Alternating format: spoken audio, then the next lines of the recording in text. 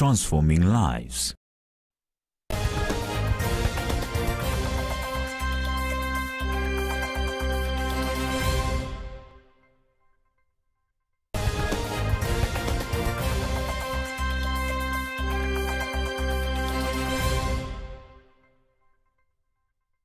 Good morning and welcome to the Mid-Morning Park on MBCI TV. Hello, how are you? I hope everything is moving fine wherever you are. Welcome to this weekly program which deals with various issues regarding to our social affairs, political, science, economic, and even education, among other issues. Today we have two guests who are going to help us to put into perspective on various issues that I'm going to lay down in a short while. But as we do the program, we are in a week where, one, the cabinet secretaries have been sworn in, and number two, whereby we are experiencing the challenge of famine in our country. Counties have started running officially and waiting for the appointment of the principal secretaries. In this week, we are also following up on the members of parliament in the National Assembly as they laid down the legalizing of the CDF, which has been having a series of court battles in this country. Welcome to the program. My name is Paul Kagi, and before we go on, if you want to speak to us, it's very easy. You can SMS us here, 23814, or our WhatsApp number, 0721 105 105. Our FB, where we are live, is MBCI TV. You can also get us on the YouTube, MBCI TV official. And today we are asking you a very simple question. What is your opinion on how the government is fulfilling election pledges? What is your opinion on how the government is fulfilling its election pledges? You can SMS 0721 105 105. That is WhatsApp. Our SMS 23814. And all shall be well. Without wasting time, I want to welcome our guests in the program. On my far left, I have Honorable Dr. Alex Langat, who is the Majority Leader, Nakuru County Assembly. Karibu sana daktari. Asante sana. We have Kioko Wakivandi, who is a governance consultant. Karibu sana. Thank you so much. Number one, I want to give you just a second to say hi to the viewers. Yes, daktari. Thank you so much, Paul. Yes. I would want to say hi to viewers, and I'm very happy to be back to MBCI. The last time I was here on a very professional note where we were talking about issues to do with dental health. Yes. And today I've come back in a different capacity, a political capacity, as a leader of majority within Nakuru County. So I take this opportunity also to thank the people of Mosop and Nakuru County for giving me such a great opportunity. Thank you, Paul. Congratulations for the new appointment as majority leader in our Nakuru County Assembly. Kioko Wakivandi. Thank you so much, and also thank you so much for the humongous title that you have placed on me. I am a journalist and a journalism trainer at Egerton University, but yes, I have a lot of interest on matters governance, including the devolution, matters of the constitution, matters of the rule of law, human rights, and so on and so forth. And it is on that capacity then I have been invited to come and share a platform with Dr. Langat and you. Yes. And I'm therefore grateful, and of course with your viewers. Yeah. You're most welcome. And before we go on, today is the International Day to End Impunity for Crime Against Journalists. Yes. As a long-serving journalist, what do you say about this day? Thank you so much. When we talk about impunity on crimes committed against journalists, we are talking about everything that might be meted against a journalist, whether it is force, whether it is even denial on access to information that will curtail the proper performance of the role of a journalist. Journalists yes. are mainly messengers. Journalists are there to come and get information and share with the masses. They are mediums through which information is collected and shared with, I don't want to call them ignorant masses, but people who need that information. And we usually do that for the sake of public interest. Yes. So when someone comes in to curtail that, then there are usually far-reaching implications, and some of them is even curtailing the proper operation of democracy, including devolution, which is what we are here to discuss today.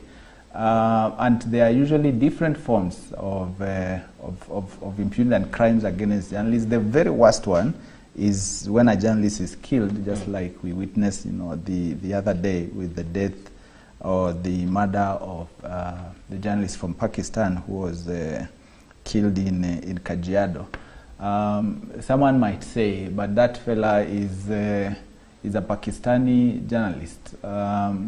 Why a lot of interest among the media professionals in the country? It is because when one of us is killed, when one of us is harmed, whether that harm happens within the country or happens elsewhere, that harm is extended to us in a way. Because what usually happens, and that's why actually the term there is impunity. What usually happens is that there is usually this feeling from other actors that they can also follow suit.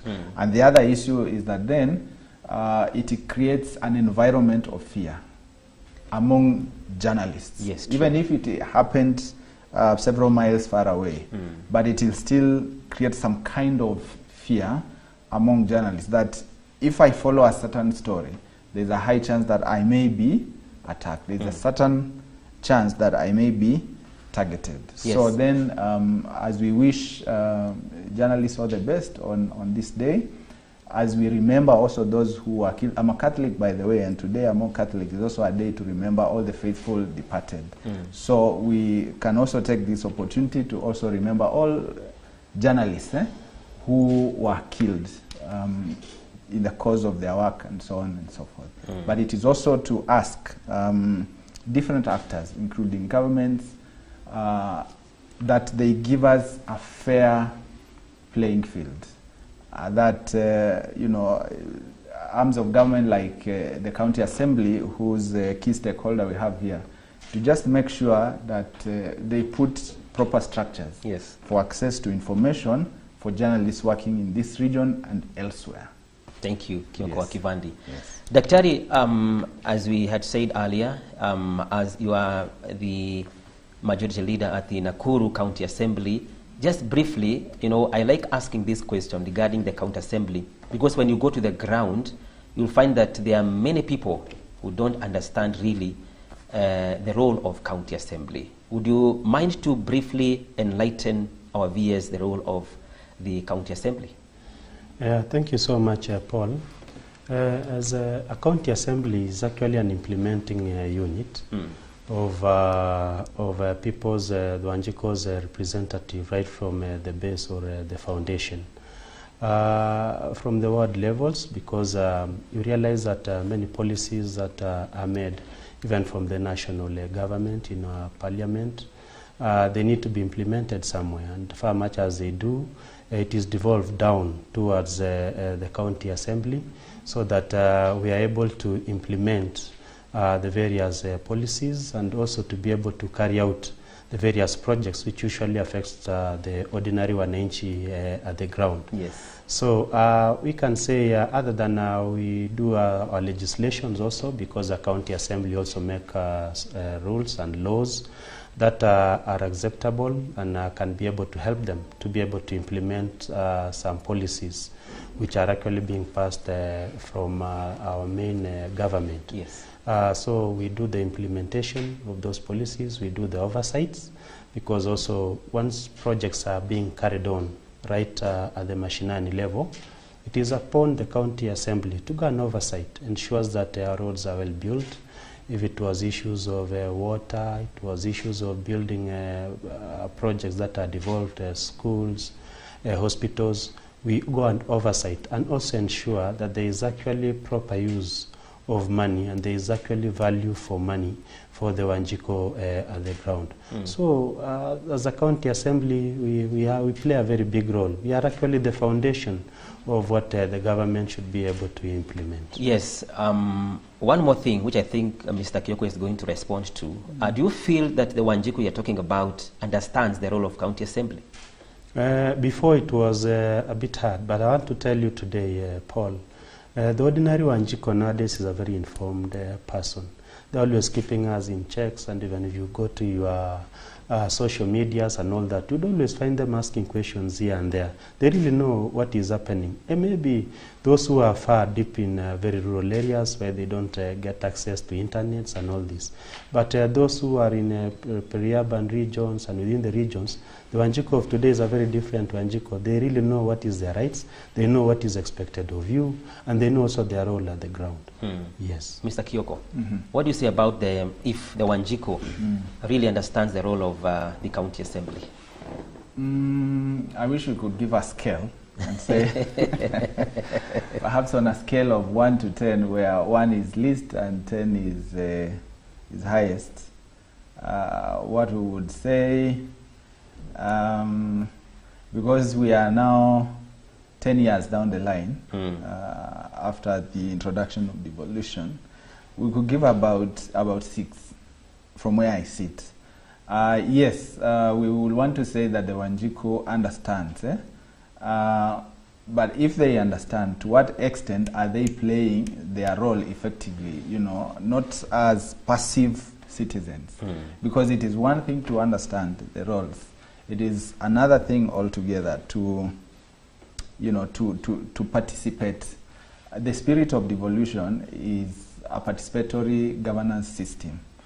And what we have seen in the past is a structure that is manipulated by the executive, and in a way also the legislative arm, so much so that then the citizen exists in an ecosystem that is not very healthy, an ecosystem where their views are not really, you know, considered as much, and the gap mainly is usually on, just like I had started when I was talking about the issues of journalists and access to information. There is always a gap on access to information, so that then this Wanjiko can 100% fully participate in governance. Yes. Yeah. Do you feel there is a role that the county assembly is supposed to perform but is dragging behind? In the recent past, and even when you look at how our government has been operating in the recent past, there's a lot of romance with the executive, to the extent that then the assembly doesn't 100% perform its role objectively. We understand that you know, our governance structure is such a way that, or our politics is such a way that he who gets the majority share in terms of forming government, then in a way that spreads even at the county assemblies. But that should never be a reason for the county assembly to sleep on its role. You know, of late, and talking about even the just concluded processes of picking the CSs, and now even at the county level, the CECMs, people are even asking what is even the importance of participating in some of these vetting processes, because it's like certain decisions are already predetermined. It has happened at the national level. We are waiting to see what happens at the county assembly. We would not put a blame on them as at now, because that process is yet to be presented to them. Yes. So we will be waiting to see whether the gaps that have already presented themselves, they will be able to correct. Right. And so on. And when I'm talking about the gaps, I'm sure he knows what I'm talking about, because we already have at least a petition challenging the appointments, or the nominations of the CCMs, Yes. and so on and so forth. Right. Yeah. Mheshimiwa, I think you have elaborated very well regarding what the County Assembly is doing, but do you feel there is an area that whereby you need to tighten the knot in terms of your roles, which you're still lagging behind? I think as far as I'm concerned, and there I've seen the political type of a leadership. You know, political leadership really does not have a very structured formula. You face things as actually they are able to come. And as my colleague here says, we as an assembly, or as people's voices and representatives, I may not really say much. We embrace the executive so much because we also have a duty, and you know, once you have tested politics, I'm sure would want to go back another time. So if you befriend the executive so much, you will not be able to deliver the mandate of or the visions which you had for your people at the ground. And for you to deliver, then of course you must make decisions that will be binding, decisions that will change the lives of your people. And that one at some times may mean not actually following what the executive is actually giving as a directive. So as far as tightening, I want to agree anyway. For the few or some other areas, people will still need to do a bit of education to our electorates and give them more power, devolve more power in terms of knowledge, of course, so that they can actually actively also play their roles, because you realize they know. But basically when it comes to participating, you find that they abstain. Most of the people want to abstain. They think politics is just a dirty thing. When you call for public participations, you want to enact some projects, you would find those people who come at the normal, we can term them as the political becarias or brokers, but the real people, those who would be professionals, those who are technical in some certain areas, they usually abstain. So as far as tightening, I think this one goes back to the same Wanjiku outside there, and the people that we are leading, that they should also be able to come out and be able to participate and help the legislature, part of it, to implement their issues. Can I just add something? You see, and I followed this debate even during the time when governors were actually, you know, seeking the mandate, and I still remember how Mheshimiwa Ali Kinyanjui, that time our governor, responded to that issue.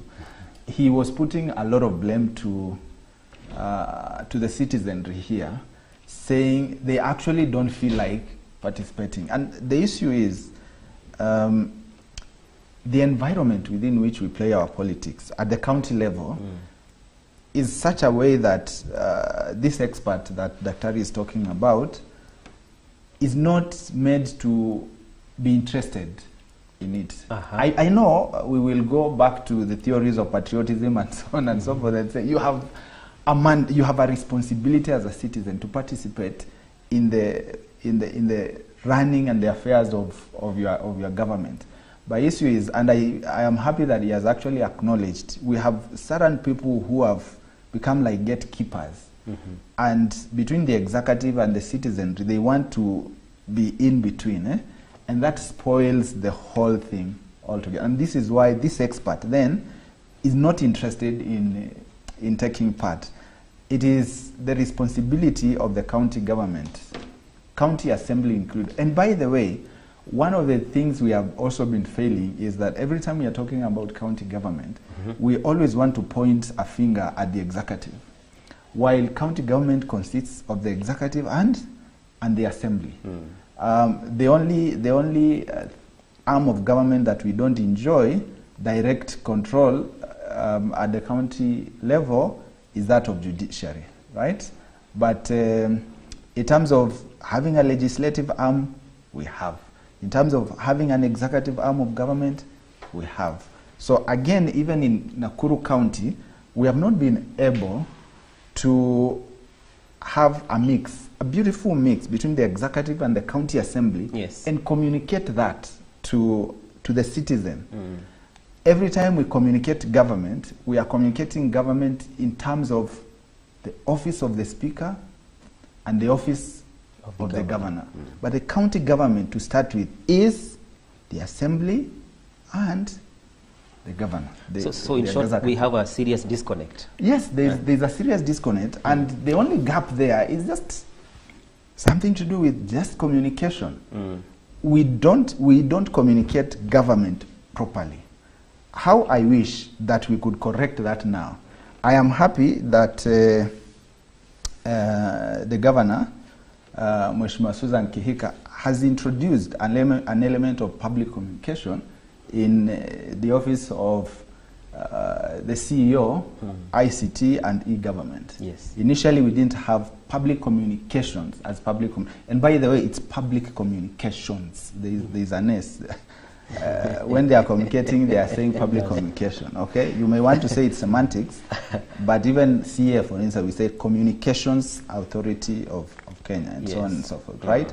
So let's see.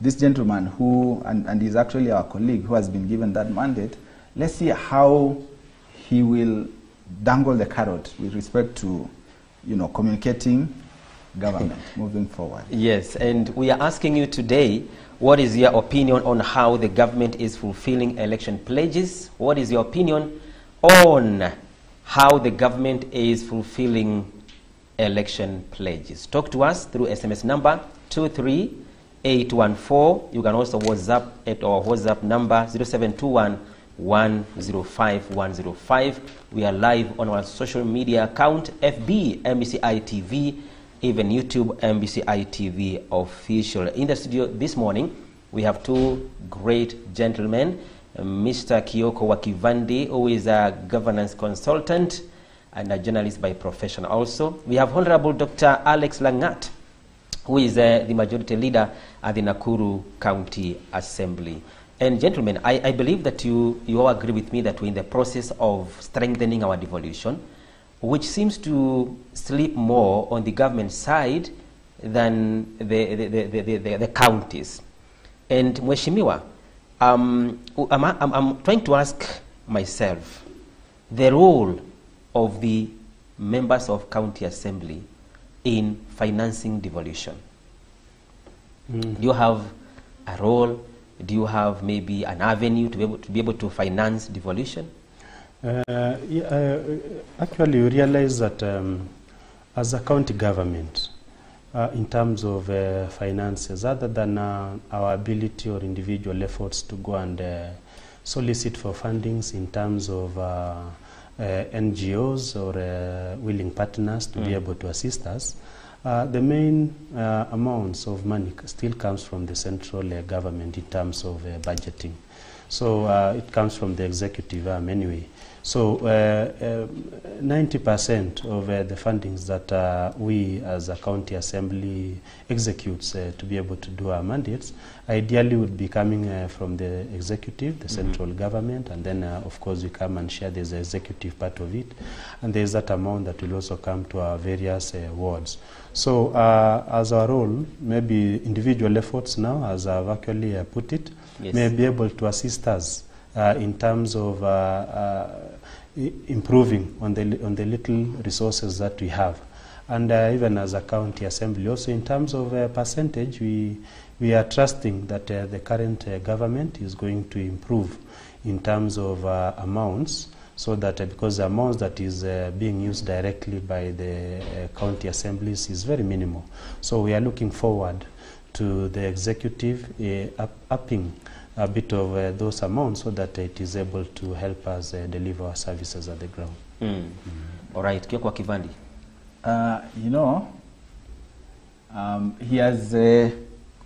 He has rightly put it. There are different ways through which government really raises funds.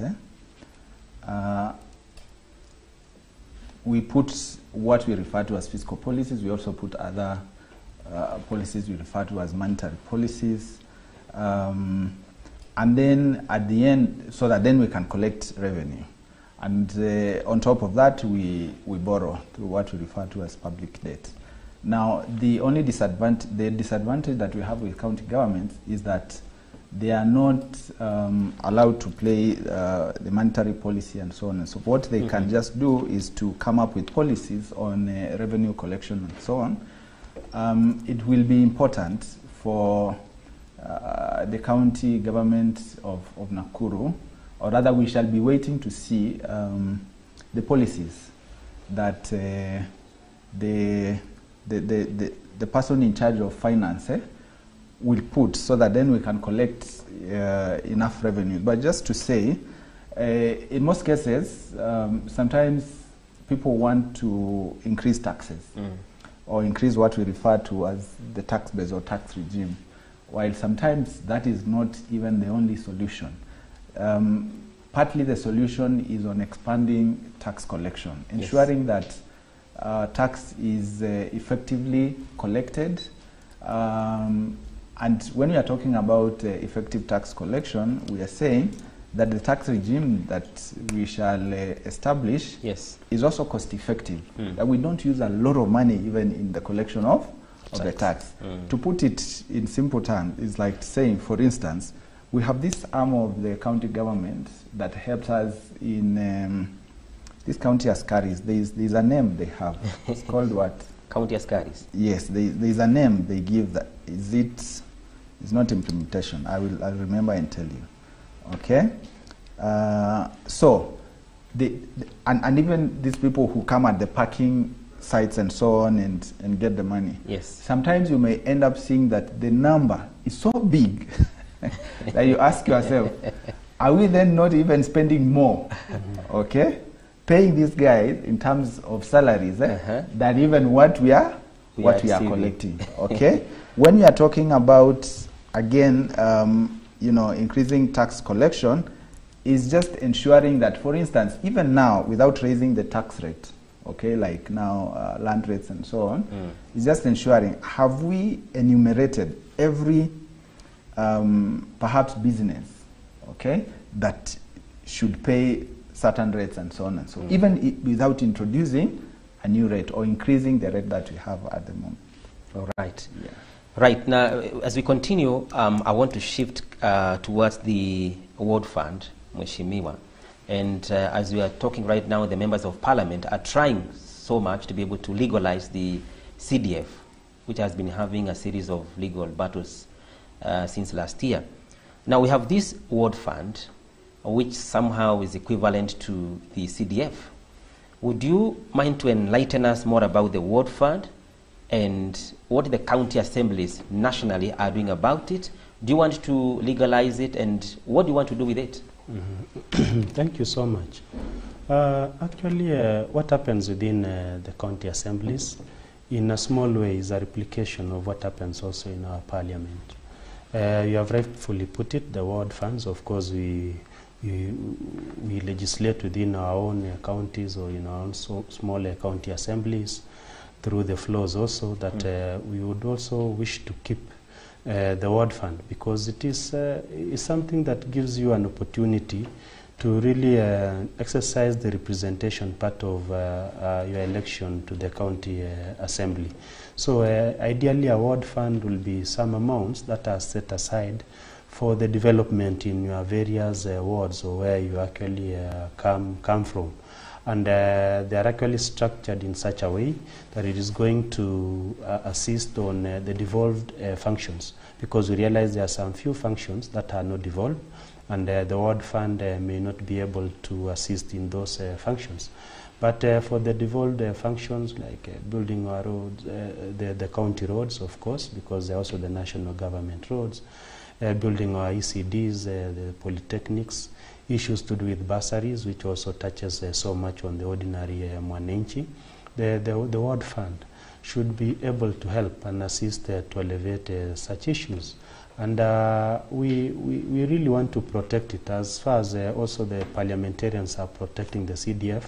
And we are for that, because it is that fund that is going to make you relevant even at the ground, because you can make decisions directly. Yes, before you continue, we want to have a short break. Then when we come back, you're going to give us more on that. Okay. Viewers, we want to take a short break. Here is Mid Morning Park. And we are asking you, what is your opinion on how the government is fulfilling election pledges? SMS as 23814. Our WhatsApp 0721 105 105. We'll be right back.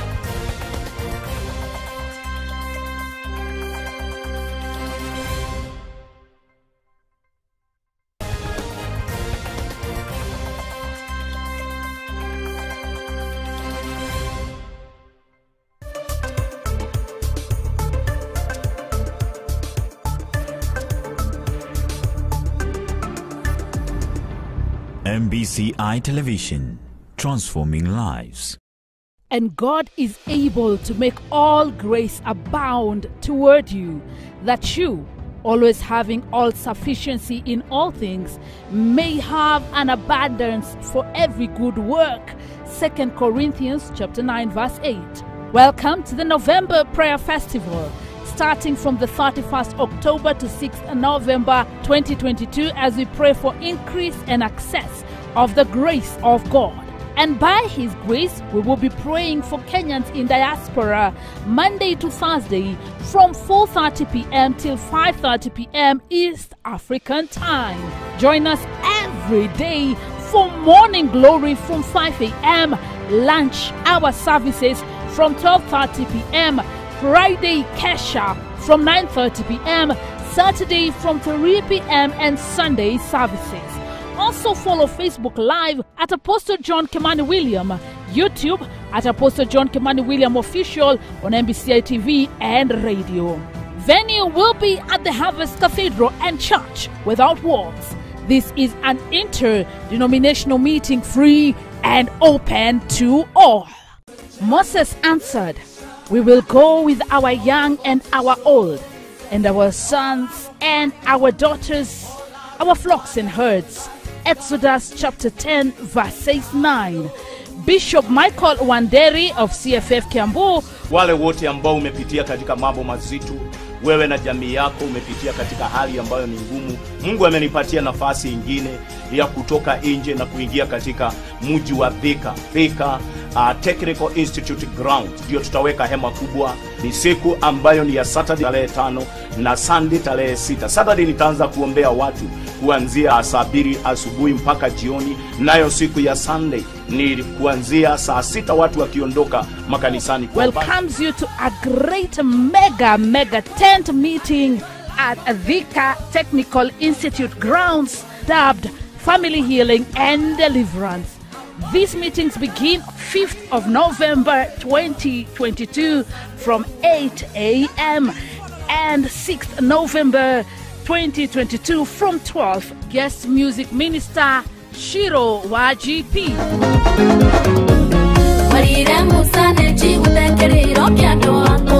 These are interdenominational meetings open to all. Come and witness your family delivered, set free, and ready to step into new levels and realms. Remember, it is at Thika Technical Institute grounds, 5th of November 2022 from 8 a.m. and 6th November 2022 from 12. Don't miss.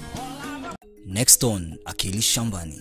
Farm to Market Alliance ni mradi ambao umesimamiwa na WFP, World Food Program, na ambao unatekelezwa na mashirika mawili. Tuko na wale ambao tumetrain ambao wanaitwa FSC, ambao wanatrain wakulima. Ninafunza wakulima kuhusu hiyo conservation agriculture ambayo iko na principles 3. Ninatrain wakulima na pia wanakuja kuona vile nimefanya. Mimi nimetamani kazi ya ndugu yangu ambaye ni CFC wa area hii. Kawaida utalima ya kwanza, urudie, upige haro, alafu upande. Lakini sasa hii unapopasua tu mara ya kwanza, wewe ni kuja na mbegu yako na kupanda. Unamaanisha kwamba hii shamba hailimwi vile najua? Hii shamba haijalimwa hivyo. Isiwe wewe unapanda tu 100 mwaka baada ya mwingine, season after season unapanda ule 100. Jua imezidi ama ukame imekuja, unapata mahindi yao iko sawa, lakini ya wakulima wangu inalemewa sana kwa sababu the rate of evaporation iko juu sana. Kitu ambayo inafanya niweze kwa encourage wote ni kuwa conservation agriculture inalipa. kwa sababu gharama ya production inaenda chini na production inaenda juu.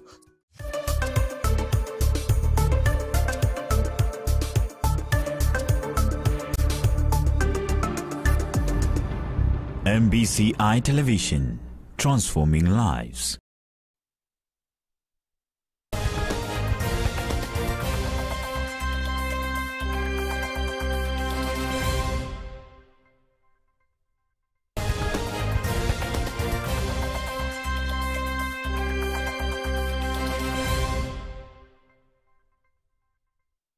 All right, welcome back to the Mid-Morning Pack on MBCI TV, and today we are handling various issues. First, the County Assembly and devolution. Together with us here, we have Mr. Kioko Wakivandi, who is a journalist and a trainer at Egerton University, and also we have Honorable Alex Langat, who is the Majority Leader, Nakuru County Assembly. Mheshimiwa, we are talking about the Ward Fund, and we want to understand more about the Ward Fund, whether it is coming and what do you want to do with it. Okay. Yeah, thank you so much. On issues of ward funds, as we have said, as a county government of Nakuru, we are a county assembly of Nakuru, we will actually ensure that we put that legislature to protect the ward funds because of its importance. You know, the ward fund is, you're given an opportunity, you're given some amounts of money, and then you go and talk to your fellow people that you represent, and they actually air their immediate needs. What is it? What projects do they want? And they do that one also in terms of a priority, because we're all aware that the ward fund is not much.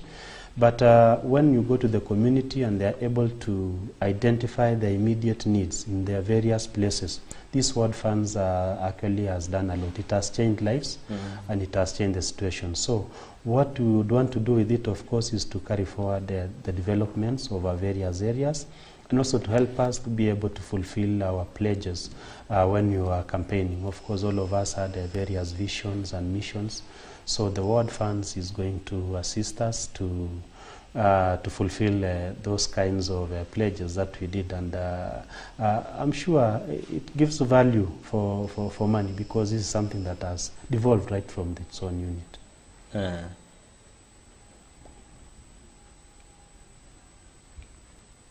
Konokono anazaa yule ama anataga mayai mwanangu? Konokono huwa anazaa na mdomo. Oh, yule anazaa yule. Yuwazaa na mdomo kama nyoka. So kwa siku konokono anazaa mara ngapi? Kwa siku konokono uzaa, kwa siku konokono uzaa karibu mara 3, I think. Kai loves football. Start the sentence with love. Love of football. You can put Kai. Unajua mimi ni msanii mkubwa, ananichomea bro. Kuku mweusi hakimbizwi gizani, kwa kizungu utasemaje? Kuku mweusi hakimbizwi gizani, kwa kizungu utasemaje? Black hyena. Hyena not running night. Black hyena not running in night, ama kunaka kale kasirash dark.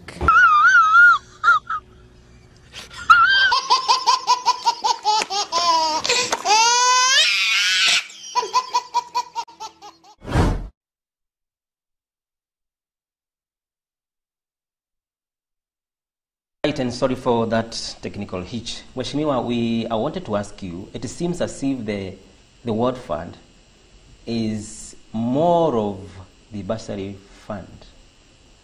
I don't know.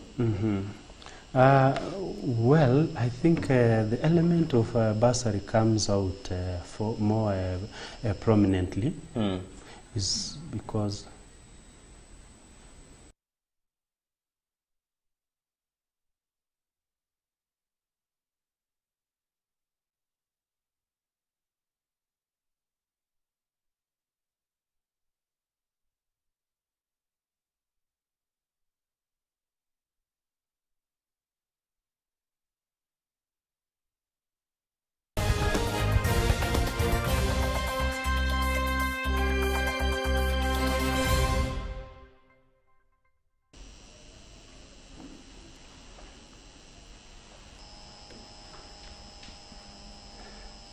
Just continue.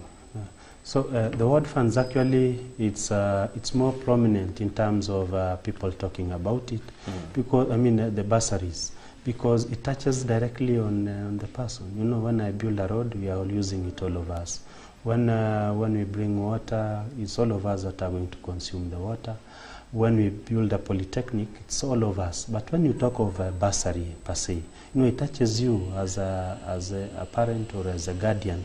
It relieves that burden of school fees, and it also helps those who would have dropped out of school, those who would have not continued and lost their dreams in terms of careers. So that becomes a bit prominent. But when you talk of a ward fund, it's not ideally bursaries alone. Bursaries are a very small element of it. In fact, if you realize in various wards, what I've seen, the bursary constitutes of only about 2 million per every ward, which is a very small amount.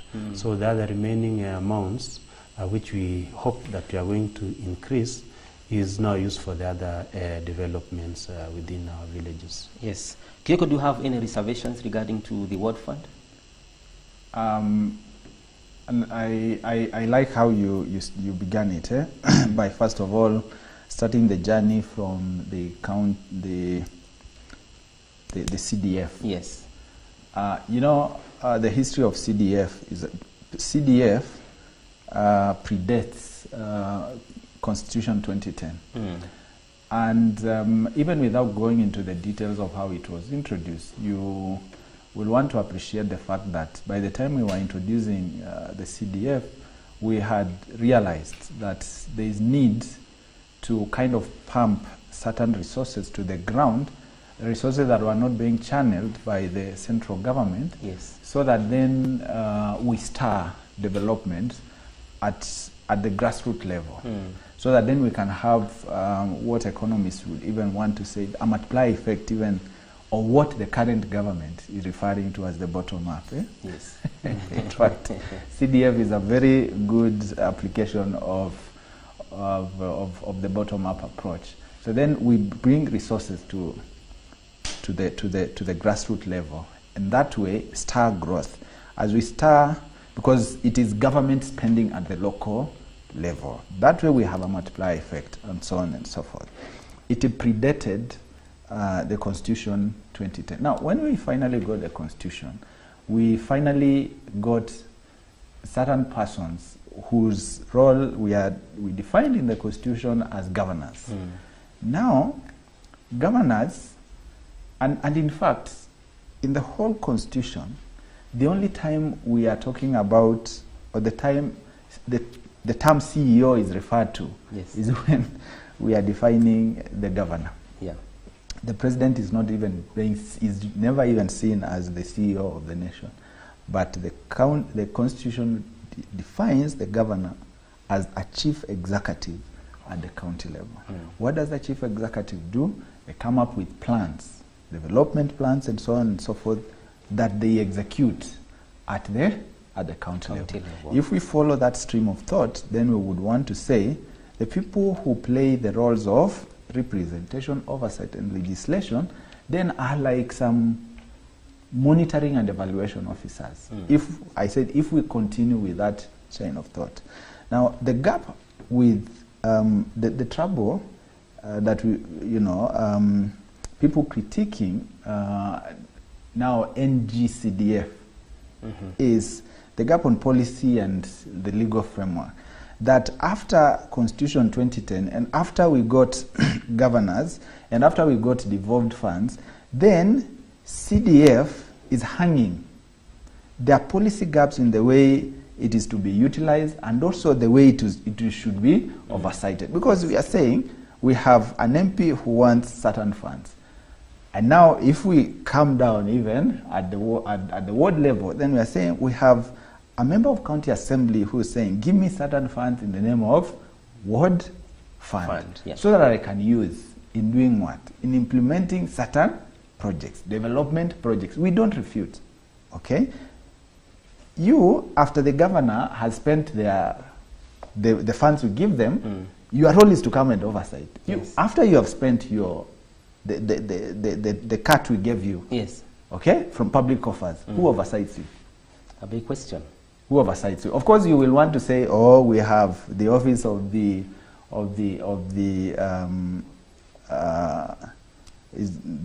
person who usually audits government accounts, right? The Auditor General. The Auditor General, yes, the office of the Auditor General, right? But if we follow the same stream of thought, you need someone to oversight you directly the way. So we are saying then, legislators in this country, okay, want to also have funds that they will use, but the process through which we oversight the use of those funds is, if I go back to what we had in the Supreme Court, it's very opaque. No, not even the Supreme Court, but you understand, it's very opaque. We can't really oversight, and that is where the problem is. My prayer would have been if we agree that we all need funds. Yes. Okay? We put them in a central basket. And that role is now the role of the governor. Okay? Let the governor utilize those funds. Let the executive utilize those funds. As long, what we usually, sometimes we don't understand is, what is the rush that everybody is just asking for funds for? As long as you are elected, you want to have some basket of funds. Even the Senate, they are also looking for, even members of the county MPs. The moment they go to Parliament, they say we also want. So everybody wants to have quote unquote pocket money, because in a big way sometimes that is how even that money is used. Okay, you just want to dish out. You want to have some money where you can just dish out. Okay, I'm saying that so that I can stir his reaction. Yeah, so Mheshimiwa. Actually, you are stirring my reaction. That's for sure. Because I think now I've come in to handle the world's funds. And I'm also privileged that at some point of my life, I was also able to handle a bit of CDF money. And I would want to actually say, the systems that the government put in place for utilizations of these funds, if you have not been there, it becomes so easy. You think it's just money that you can go pick and be able to use.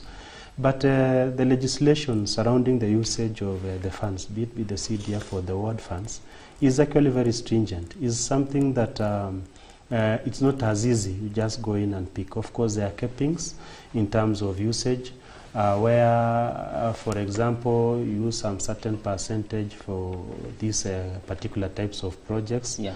And then when you go to implement, after hearing exactly what the so-called Wanjiko, the people that you are representing, wants, they're also great auditors, because the value of any money, even in our own money, is when the end user is able to use. It's not even in terms of the amounts of money that goes in.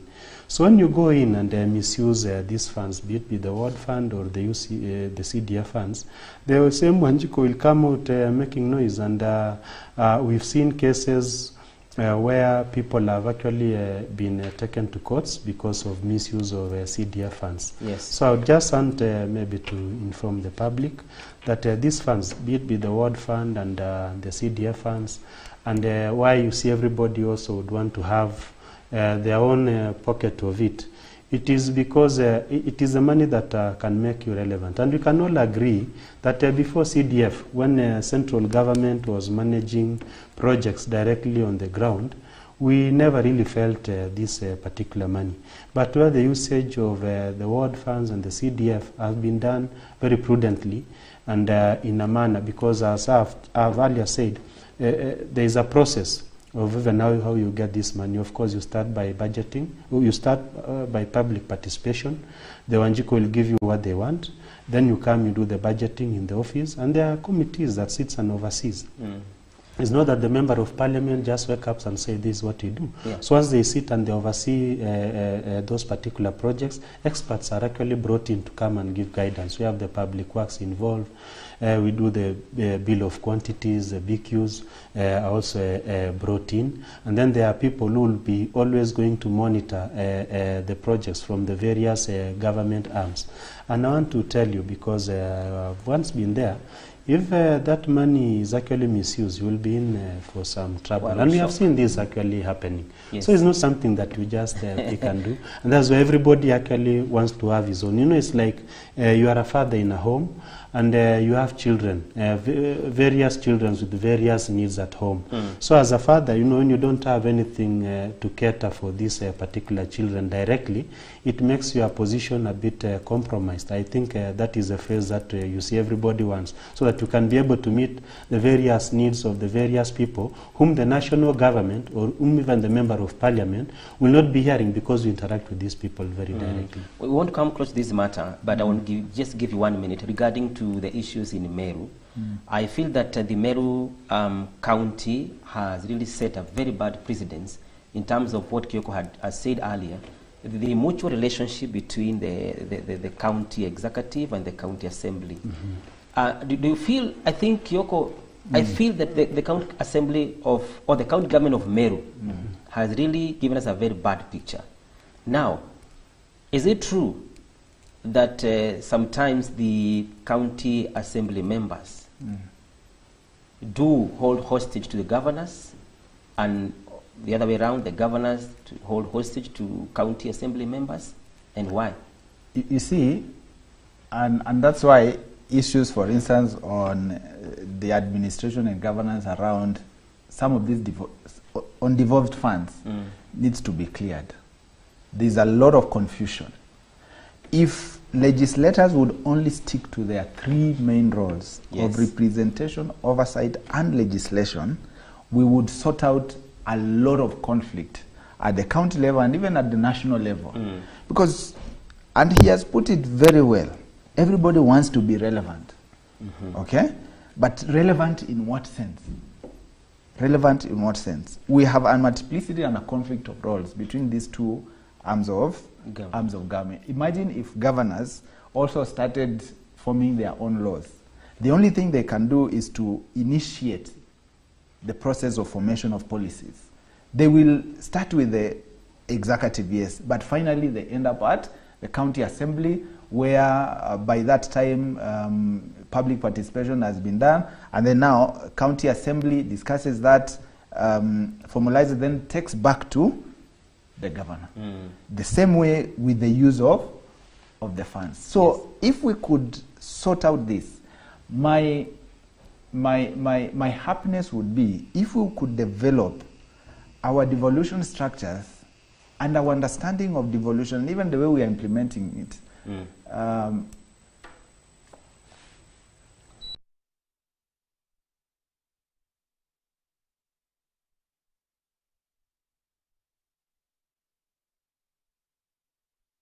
Our devolution, our understanding of devolution and its implementation, to an extent where it doesn't matter who has the funds. What matters is the end result, so that then the end justifies the means. Yes. I wish we would get there. Whatever is happening in Meru is a replica of what happened when you were initiating devolution. The very few, as you remember, the conflict that Honorable Kivuta Kibwana had with his people. Wambora. Yes, even Nakuru. Yes. You are forgetting that Nakuru actually had its own share of that confusion in 2013, when Mheshimiwa Kinuthia Mbugua could actually do anything. He was unable to do anything. His first list of CCMs was actually rejected by the county assembly. He had to come up with a new list. Even another list, I think, of CEOs and directors was also rejected, until we are told, quote unquote, he agreed to take them to a trip in Uganda and so on and so forth. Like I'm hearing the governor for Meru has agreed to sit down with the assembly members. Yeah, on the issue of Meru, personally, the way I view it, Ideally, it's not even basically about the resources, because you realize the systems in Meru, just like many of these other counties, are not in place. They don't have the CECs, they don't have the CEOs. They started in a bad note, as you're actually saying, because to me, I would gauge the Meru problem as more political than fight for the resources, be it with the default funds and issues like that. And far much as they have done, well, I may not even speak for the Meru, but for us it is a learning process. And it comes back to what you are saying, that with the laws that exist, there should be a cordial and a professional, lawful way of engaging with the executive together with the county assembly for them to be able to perform their particular duties, each and every one of them, because the law is very clear. Every person knows their roles, they know their duties, and when you follow it so clearly, you see also where they go until they overlap each other. So there should really be no quarrel, and the Meru issue is a learning process for us in Nakuru. I don't think we would want to reach such a situation. We would want to have a cordial and professional kind of relationship together with the executive, so that we're able to perform and be able to deliver at the ground. Theirs is not the fight for resources. To me, I term it very, very much political. Is someone who has come in. The governor, of course, has come in from an independent party. He came independently.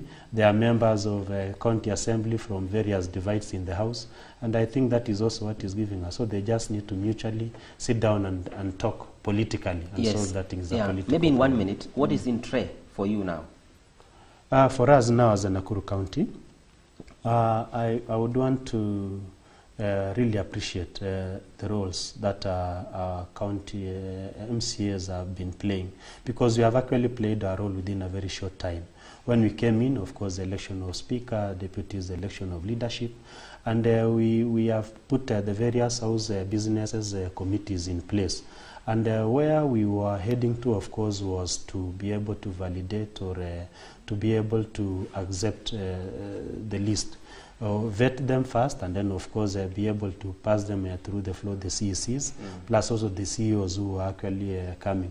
But unfortunately, some bit of us or people were a bit dissatisfied by the way maybe the list that came. But for us, I call it very premature, because we had not even vetted the list. So it was very early to rush to the courts, because it would have given a county assembly an opportunity to look at this list themselves. Because when they talk of representation, the people they are campaigning for, that they were not represented, have their representatives right within the assembly. So they're also seeing, and they elected us to go and represent them in the assembly. So the petition should have actually come to the assembly. We look at it from the assembly view, and we represent them, so that when we vet these people, we are able to know whether they meet the threshold. And on my side, as a leader of majority, the thing that was done, because I've asked myself what pre-informed this kind of decision. But I looked at it like the executive listened to the voice of what has been happening on the ground. Because Nakuru, being cosmopolitan, has like 11 sub-counties. When you talk of the 11 sub-counties, when you look at the way the people themselves, the Wanjiku elected their leaders, they ended up, sorry to say if I speak in terms of the tribe, but they ended up electing 7 Kikuyus. They also had an opportunity to elect other tribes in those seven constituencies. Then they elected 3 Kalenjins and elected one from the Kisiland. When you look at the president of what the executive did in terms of appointing the CECs, they actually, it's like she followed the suit. The 7, the 3, and then the 1. Okay. So they were actually listening to the ground, because how else? And then I also ask myself, and Nakuru has 42 tribes. Even if we went today and gave each and every tribe 1, that is only 9 positions. What happens to the rest of the 35 tribes in Nakuru? So it's an intricate kind of a balance. So we wait for the outcome of the... Yeah, of course, we'll wait for what the court has, what the court is saying.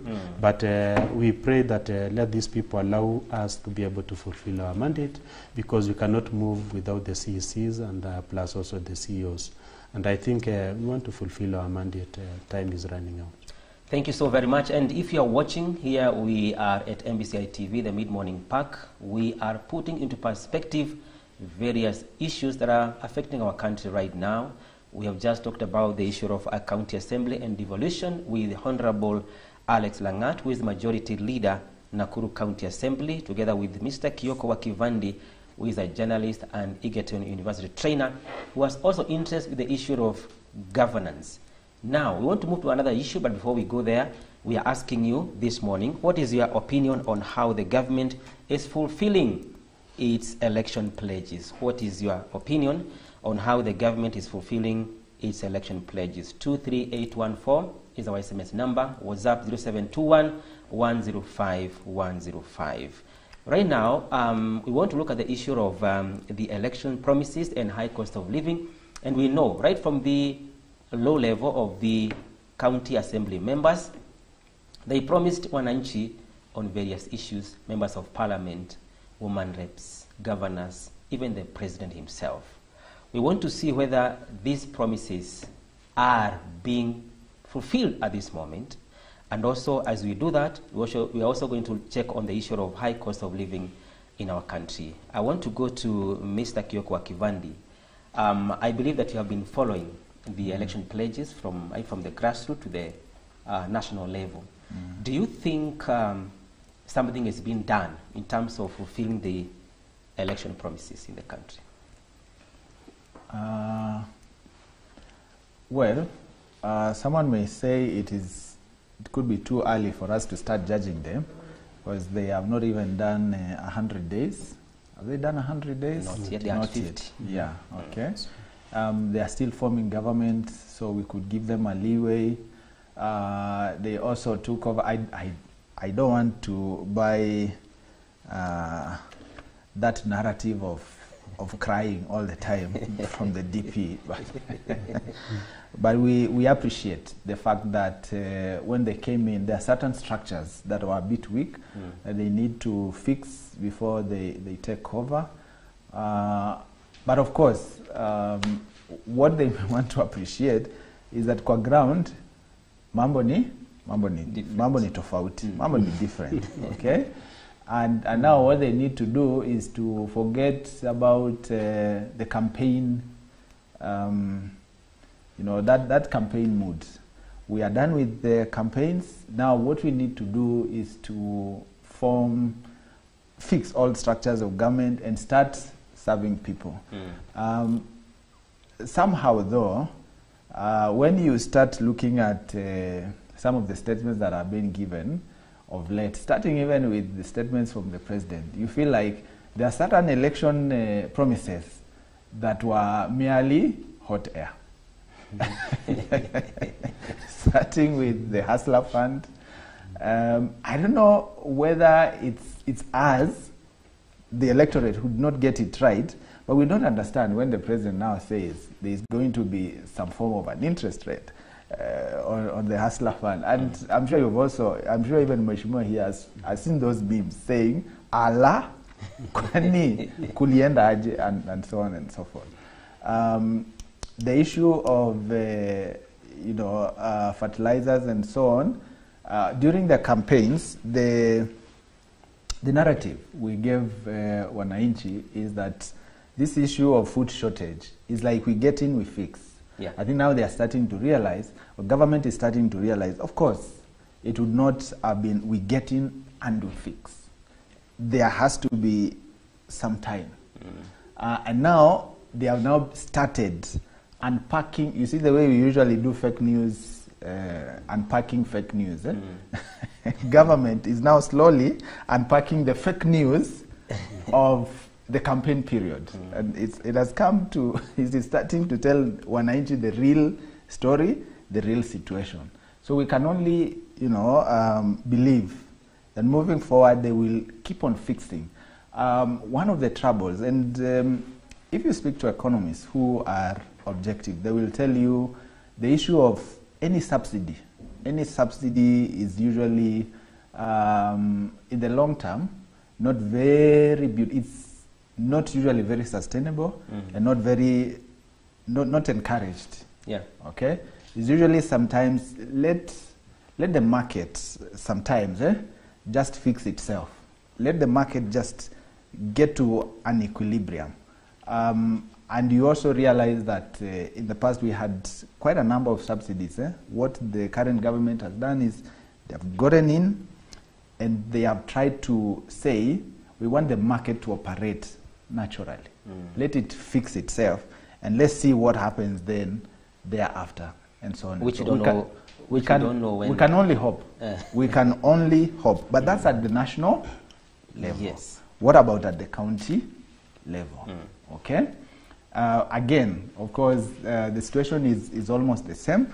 It's very important for the governor to really just fix some of these things. Mheshimiwa calls them politics, and he feels perhaps that politics has nothing to do with the distribution of resources. By the way, politics, in the center of politics, is distribution of resources. Every political discussion is a discussion on the distribution of in fact, politics itself is defined as he who gets what, when, where, and how. So when you see people rushing to the courts to petition certain things, they are saying there is a cake, there is a county cake that you guys are distributing, and we don't feel accommodated. Yes. Okay? Whether someone will just brand that as a political process or not is a story for another day. But they are saying there are certain gaps. If then it is political, it's up to the governor to rush and just involve these people and now give them this narrative. When I was an undergraduate student, I remember a certain lecturer telling us that Nakuru is Kenya in a nutshell. You will want to struggle and say, oh, there are certain people who did not elect so and so and so on and so forth. Okay? But when we come to finally forming government, from where I sit, you have to do all that it takes to make sure you give a public service at the county level that has the image and the face of Kenya. True. It is you just have to. You have no choice. You have no choice. Yes. Right. Thank you. And Mheshimiwa, as you continue, I'm trying to question myself as Kioko is talking about. It's too early to maybe judge them, but I'm asking myself, could it be some of these issues that have just come, issue of famine and drought, has really come to sweep the promises that were made by the government? Yeah, thank you so much. I would personally want to a bit agree on the time frame. Kenyans are expectant a lot, Yes. and they are also demanding, of course, and sometimes the spirit of patience is not also there, because honestly speaking, we look at the government that just came in the other day. We are talking of now 50 days in place. And then there are many more other things for the pledges that were actually made. Personally, I will not term them as empty or hot air promises. It's just that we all know now from where we sit that some things, for them to be implemented, there are some laws that actually must be put in place, legislation, to be able to implement a few of things that were there. And this one you cannot do without a parliament in place. You cannot also do without setting the whole bit of it. You don't have, just the other day when you are getting the cabinet secretaries, we are here to get the CES, and of course you see there are also people who are still thinking the positions of CES were not legal. So it must be legislated to be able to make it legal, because Kenyans nowadays will go to court. They'll take you to court for anything, even if you mean good, because they want it to be structured in such a manner that it conforms to the law. So the 50 days, in my own view, when I look at what the government, the new government has done, to me they have done quite a lot. It's just that the issue of legislation and of course the realities now on the ground, as my colleague has put it, as in a vitu kwa ground, you would want to do this, but as in a vitu kwa ground is different. Even like us in Nakuru, like now this week would be having our CCs, but vitu kwa ground zilibadilika when guys went to court, and today now we have to wait for another 10 or 14 days before we think of putting the CCs in place to help us be able to fulfill our pledges. But when I look at what the national government has done, the reforms that they are making in the agricultural sector, though a bit of it also is appearing a bit controversial, the issues of GMOs and all that. Those are reforms that are helping us to be able to save the lives. We've seen the executive, when it came to DCIO, trying to disband these other units, which was a threat to the security of the ordinary Kenyan. We have seen the judiciary, the changes that have come in within the judiciary, actually within a day or so, just as the president had promised during his pledges. And it's something that he has been able to do. So in me, as a person, I see a president that is going to deliver, but of course with the laws, the small things that keeps on the bottlenecks, that holds fulfillment of a certain issue. Talk of even the NHIF issue, the policy, the good policy health that he had for this particular country. You know, it's not just something you'll lay on.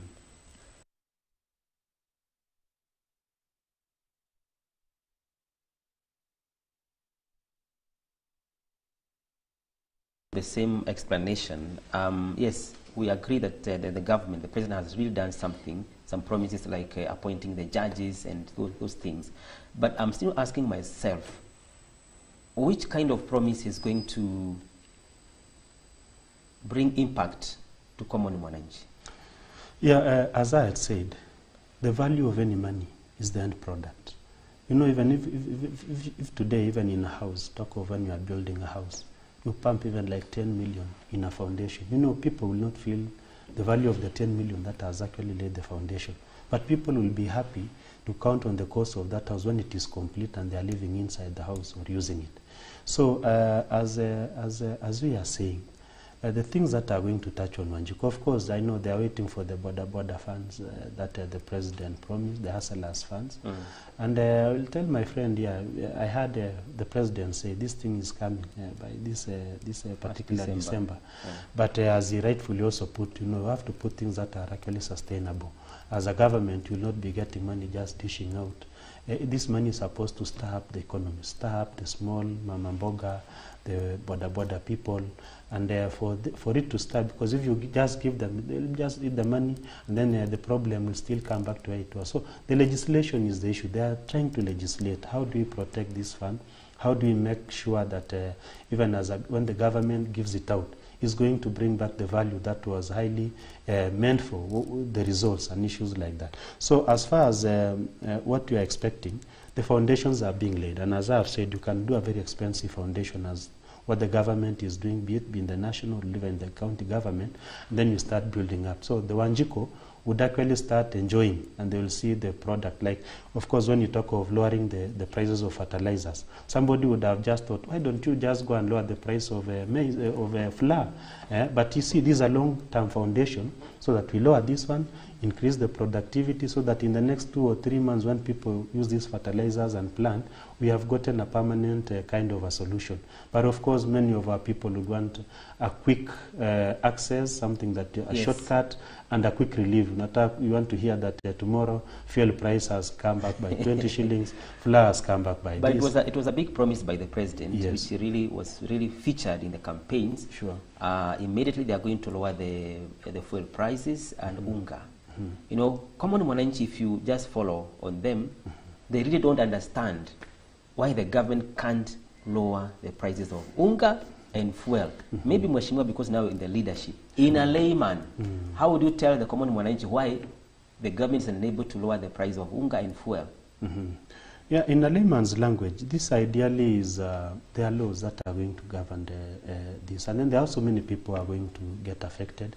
You know, it's not something that it is only within us. It is not within just the ability that the government will just wake up one day and say, today the fuel prices has gone this. This is something that is governed even globally, and there are some other treaties that also govern the exports and the imports of the fuel to this country, the production of the fuel. It has so many more other legislation that goes around with it.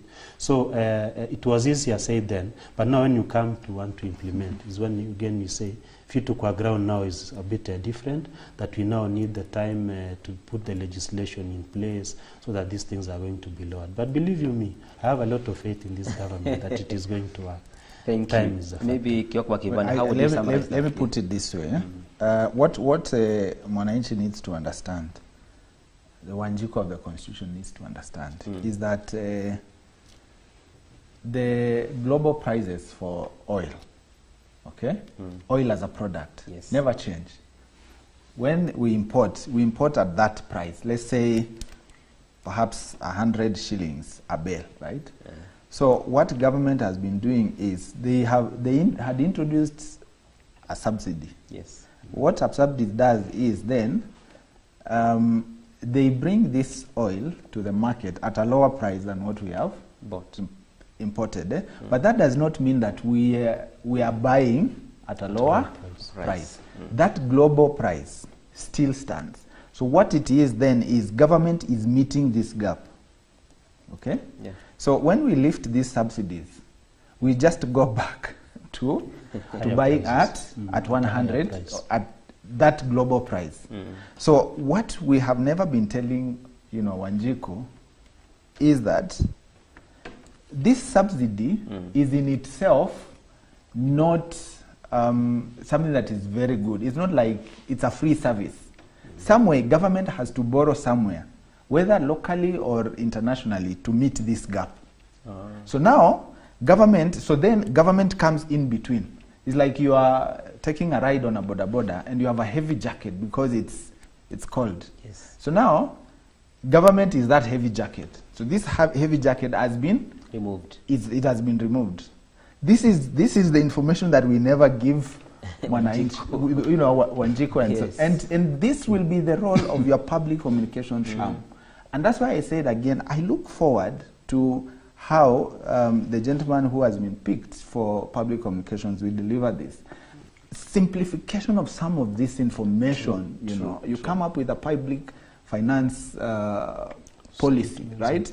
How will that information be sifted to the Wanjiku of the Constitution, and so on and so Even forth. as we continue, Mr. Kioko, it's the same challenge when it comes to the issue of public participation on the ground. Yes. Because those who come to explain these policies to Wanjiku on the ground, they come using very heavy language. Yeah, a good example is just the finance bill. You come and say it's a fiscal policy. That is it. We're just saying it is a distribution of the money. Okay, it is just an explanation of the money we expect to receive and how we shall spend it. Yes. So, but even the people who will, I have someone, okay, perhaps the age of my grandmother who wants to come and participate, but the way you present it, you just say fiscal policy, fiscal equity, da, da, da, da. At the end of the day, you want this person to participate, but they can't. Allow me to, again, just go back to what he had said and just note two things. On drought, really, the issue on drought in this country is a shame. We need to be ashamed as Kenyans that all these years after independence, we are still having people dying of drought, of lack of food. Lack of food, drought, was one of the dreams of independence. We had three, at independence we had three enemies. Yes. Okay? Drought, illiteracy, and education. And education. That's illiteracy. Okay. Poverty, is it? And poverty. Okay. Yeah. Of course, they are intertwined. But these were the pledges of the team that was guided by the late Jomo Kenyatta. Several years after independence, we are still talking about the same things. Even after our economy has grown, or our budget has grown to hit trillions now, we are still talking about our people dying of hunger, and so on and so forth. It is a shame. We have just refused, as a country, as a people, to say our people will never die again. And it is not because we cannot produce. By the way, I see Governor Kihika distributing food ratios to the people of Nakuru. The way Nakuru and the region around here is fertile, I will invite you one day, you accompany me to some regions in Kwale County. You understand what drought means. The region, for instance, where Mheshimiwa Aisha Juma comes from, you saw when she was being interviewed, at some point she even, crashed. It's because there are certain regions in Kilifi County where drought is real drought. And of course, perhaps the other example, the closest example would just be, a place like East Pokot in Baringo here, and so on and so on. Why is Nakuru part of the counties distributing relief food? That should be a shame to us, because over and above, okay, let's even say we cannot produce enough food for ourselves. Our neighboring county, Nyandarua here, just the other day we saw reports where farmers are saying we have enough in our farms. In fact, we are giving to our, cabbages. I think even in Kuresoi they have a lot of food. Just here. So what exactly is wrong? It's just a matter of we have an information gap in terms of the market. Okay? So there's an information gap there. And then the other thing that perhaps I will also ask, what kind of food do we usually distribute? Mostly it is dry maize. It is dry food. Yes. How come we have never perhaps conceptualized things like vegetable as food also? Yes. So then we just go directly to the farms and pick some and also distribute. For us, we must give maize, we must give beans, we must give, sometimes we are even giving food which actually is imports. And someone was saying yesterday, Kioko, that instead of distributing maize to people, because they don't have even money to go and portion meals. To the portion meal, yes. It's better we give them maize flour. Maize flour. Because this means you cannot cook githeri, but if you have maize flour, it is better for you, right? Yeah. Or even some areas don't have the portion meals, like Turkana, they don't have portion meals. Mheshimiwa, I still don't understand why. I still don't understand why all these years after independence, we are dying of hunger. And two, Nakuru, as a case study, I don't understand why we are giving our people food. Yeah, maybe food relief. To interject, to realize actually Nakuru as a county was not among the 23 classified as ASAL particular regions. Yes. And that is where again I talk about sometimes as Wanjiko's representative, when we sit in the town and look at, imagine, it is actually a nice thing to imagine what happens. But when you go down to the ground, is actually when you find there are a few areas within our Nakuru County, a few areas, is not actually each and every part that is affected highly by the drought, but a few areas like parts of Solai, a bit of it, part of Naivasha, part of the Gilgil, whose when you go there and look at that kind of an environment, you find that they were not able, even if they wanted to plant, the environment was not sustaining growth in terms of what we are going to plant.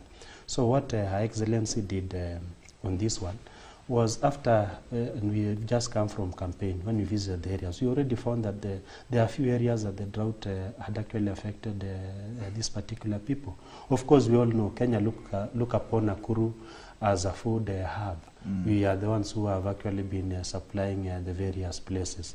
But there are a few things that have actually changed, and you all know, of course, the climatical changes that used to be there, the cutting down of trees, the selling of lands, and this one is very, very, very vital. When you walk, I look at the TVs on daily basis during news time. There's this prime land I always pass there, it's even within my ward, the Havana. That land of around 700 acres and being subdivided into small portions of 50 by 100. And it is a very productive land. When I used to visit the place, it was a land that could produce a lot of maize, a lot of wheat and issues like that. So you find that Nakuru, because of the growth also, it is growing. We have always seen Nakuru is among the fastest growing towns. Industrialization is coming in. The lands that you are using to produce food is now going for settlement and going for commercial issues. And then, of course, poverty have also struck in, and many people have tried. When the status also comes up, this is now a city. Everyone will want to come to this particular city, and you are coming to a city to do what? Maybe to look for the white-collar jobs. You don't get the lands to produce the food. And then I would also talk about the laws that should be put. As being Nakuru being a productive area, you would find that middlemen will come from far, Nairobi and those other places with good money, and they go to small farmers who produce food, and they buy it at a very cheap price or throwaway price. And because of poverty, you would find that we don't store food anymore. Recently, when our farms were green with maize, you know, many people would come and sell because, of course, of poverty. Again, you want to pay fees, you want to do 1, 2, 3. You buy this maize when they are still green. And so what do you expect? When people will be harvesting, you would have harvested money when it was only green. There are no food in the stores, and there is nothing actually to be able to give. So as a way forward, I think legislation will have to be put. Even as a county, this is one of the bills that I would want to preserve. Even when we are selling land, we should sell land in such a way that you don't sell 50s by 100, maybe even if it is in terms of 3, 4 acres, so that you give an opportunity for, we don't destroy the fertile lands in terms for the appetite of wanting to have the 50 by 100 for commercial reasons. And then maybe we can gazette some areas to be industrial area, commercial area, and gazette some areas to be an agricultural area. I've seen this one working in. And I think that is where we have been led to perform, Mr. Kioko. Yes. Actually, when I said I don't understand why, I do not mean an information gap on my part. I was just talking about all these gaps, policy gaps, and so on and so forth. Yes. And even the real practice, pragmatic, steps that we should take in order to fix all these problems that we have with respect to food security. Yes, and we know that there are some areas, the semi-arid areas in the northern part of Kenya. Don't you think we can do something to be able to, as you are saying, we can gazette some areas for industrialization and even agriculture? Maybe for now, coming over this side, to be able to force people to leave some land for agriculture to be a big task. But we have a big chunk of land which is lying idle. Don't you think we can do something to be able to irrigation or something? And a good example of such kind of a project is the Ndia Dam in the Mwea. Yeah, it's true. I think that's something that that actually can be done, and I believe when the funds and resources can be done, I think the drought that has now come, as we are saying, should be a learning process, and should actually help the government, being the policy makers, to now start thinking on those directions. Because surely, even when you talk of maybe the errant rainfall that befell us on this particular time, I always also ask myself deeply, we have countries, the deserts, you go to those other countries, even to Dubai and all that, you find the towns, those are deserts, and they are able to feed their people and even import particular food. So I want to imagine, if we can actually be able to have good policies, good governance, tapping the excess rainwater, because in Kenya, when rain comes, you just waste the whole of that water. There are no storages, no ponds, no way of actually maintaining dams like those ones, so that we can be able to do the issues of irrigations. And Kenyans have just always stayed to wait for rains, the normal rains. And when they go errant, then you also go errant in terms of. And many people have been going to Israel. Yes, even Israel. As a case study. Yes. But we have never seen any project. Only one, Gulano Kulalu. Which failed. Which failed. Of course, again, it's terms of management. The idea was very good, the funding was there, but it depends also on who manages the projects. Because if it works in Israel, where there is no rain, why not here in Kenya? Where like yesterday, there was that issue of that irrigation project in Kirinyaga, whereby people are crying that they are not receiving water from the dam because of the mismanagement of that water. And the rice is drying up because for the last 3 weeks, they have not received water because of the poor management distribution of water. I think we sometimes become our own enemies of these things. That is the truth of the matter. Now, there's the issue of those people who don't rely on food, our pastoralists. Especially we have seen the issue of Kajiado and Turkana. Whether we have rain or not, they don't necessarily lean towards agriculture. But they are relying so much on the issue of cattle rearing, and it has really failed because of the issue of drought. How can we help these guys, Kioko? First of all, we need to go back and conceptualize that as agriculture too, because it's livestock really, keeping and so on and so forth.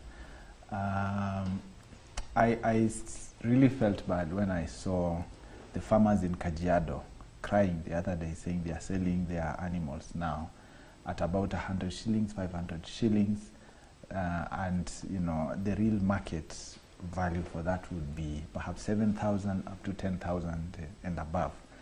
And these are the issues, you know, even Mheshimiwa raised just now. And we always keep on saying, why is it that we can't come up with structures? That during the drought season, we buy this, you know, we buy the animals from them, okay? So then it's like we are easing the burden of feeding this from the farmer. We had a lot of hope that you know, such images will never be again flashed on our screens after we reconceptualized the management of KMC and give, you know, when we gave it to KDF and so on and so forth. Why is this the first lesson? Why are we still replicating? Why are we still having a replica of this? Because it's like we were meant to believe that the day we handed over KMC to KDF, okay? Yes. Perhaps again that was also a blunder by government to make us believe that KDF are Mr. Fix-It-All. Yes. Okay? Perhaps the same communication blunder that was done even in Nairobi.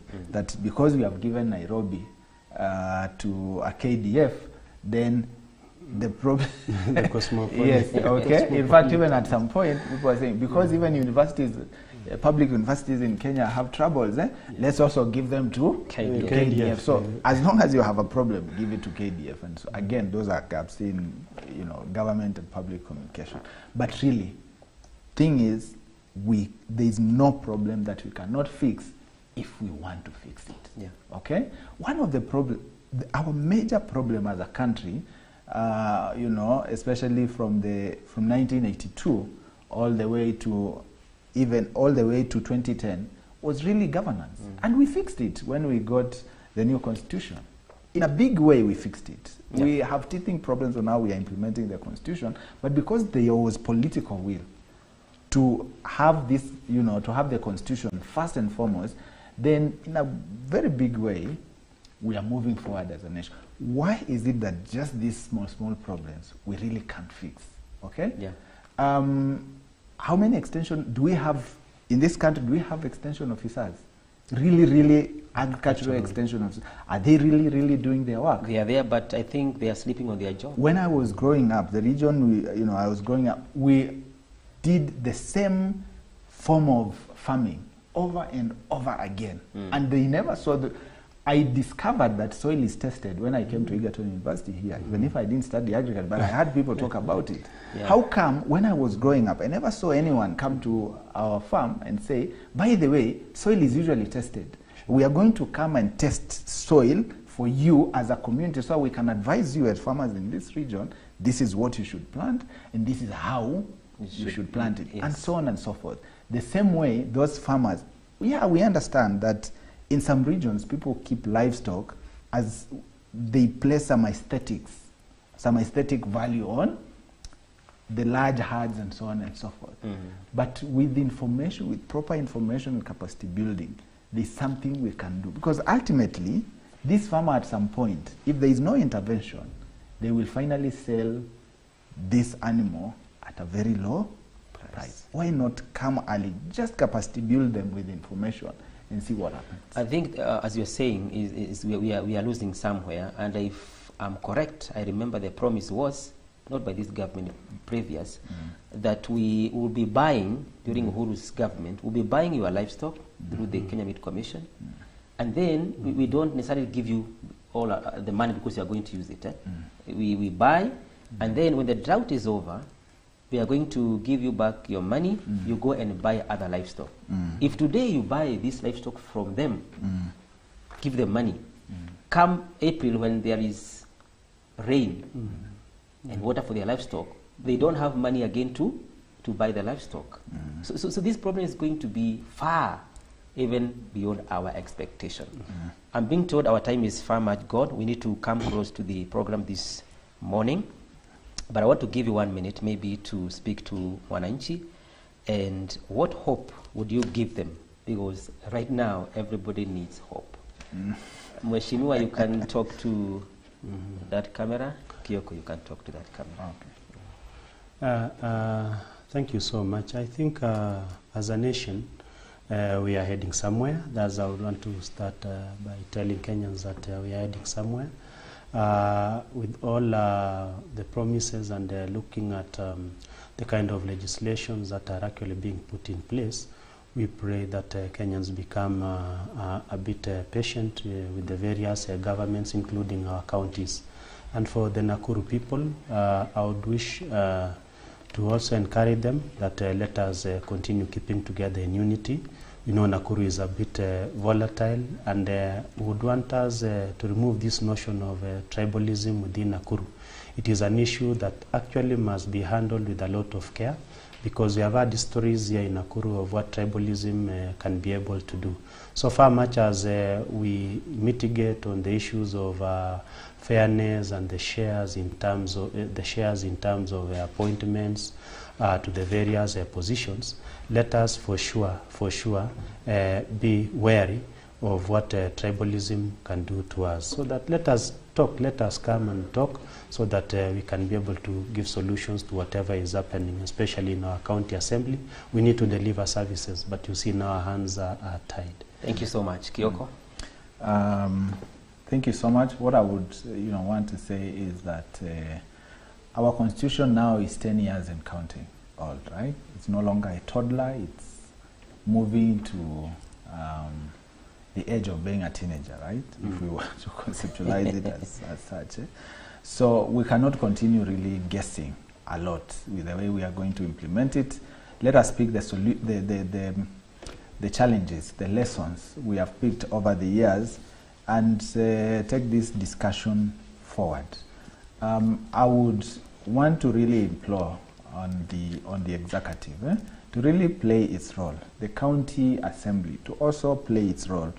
After they play their role effectively and efficiently, then the other role that Mwananchi should play will just come in seamlessly, because we need to have that seamless interplay, contributions from those three arms. We have the government, and that's at the county level, the executive, the county assembly, and now Mwananchi. Sometimes you see Mwananchi not willing so much to participate in the affairs of the county, bearing in mind the lessons and the experience, the bad experiences they've had of the past. I would also request that in everything that we do, let's come up with strategic plans. Let's even do risk analysis, up to and including a risk analysis on politics. So a political risk analysis. If I take this action, to what extent then could I face retaliation? What extent will I face opposition? If I face opposition, to what extent does it cause an extra cost on me? Like now, we are facing litigations costs for nothing on issues that would have been handled, and perhaps the governor just tried to think a little bit broader and perhaps consult even broader on that CCM issue and so on and so forth. But there is hope. Thank you so very much, gentlemen. Mheshimiwa Alex Langat, Majority Leader, Nakuru County Assembly. Mr. Kioko Kivandi, a journalist and a trainer at Egerton University, also who has interest in the issues of devolution. I want to thank you so very much for finding time to come here and discuss the issues we have just tabled this morning. Dear viewer, we come to the end of the program this morning. On behalf of my co-host Mangicho Mola, and we are looking forward to the challenges of famine, what the government is going to do to be able to bring to an end, or maybe a solution regarding the challenges of famine. We are also looking forward for the new appointment of the principal secretaries by the national government, also the legalization of the NGCDF, and also the legalization of the word FAD. Till next week, God willing, my name is Paul Kagi. Bye for now.